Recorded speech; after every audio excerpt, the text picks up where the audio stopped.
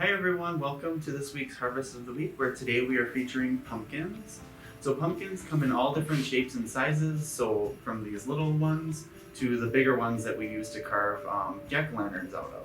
Usually we think of carving pumpkins as the kind of pumpkins that we eat and things like that, but these actually aren't very flavorful, and in fact they're kind of bred to be more hollow and have less flesh, which is why we don't necessarily want to eat them, because again, they're not very flavorful.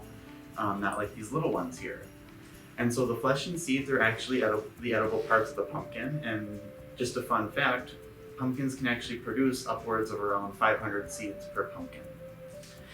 So when you're buying a pumpkin, you want to choose something that's heavier for its size, and then smaller ones like this are better for cooking. And when you store them, they can actually last long periods if you put them in a cool, dry place. Like you do with onions and potatoes. So how you prepare pumpkin, first you want to remove the stem, and then you want to cut it lengthwise. So from top to bottom, just like that. I have two halves right here already prepared. Once you cut your pumpkin in half, you just want to scrape the seeds out with a spoon. And of course you can set them aside because the seeds are edible. You can roast them for a nice snack. And then what you do, once these pumpkins are once they're cut in half and the seeds are removed, you can place them cut side down straight on a piece of aluminum foil on a baking sheet, and then just roast it from there at 425 degrees for about an hour.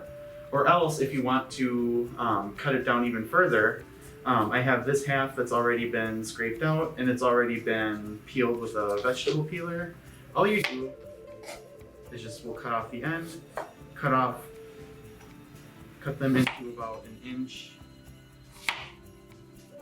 ring, and then from there you can just cut them into squares that are nice little cubes that you can then roast your in the oven for, just like you would with the half. The half can be a little bit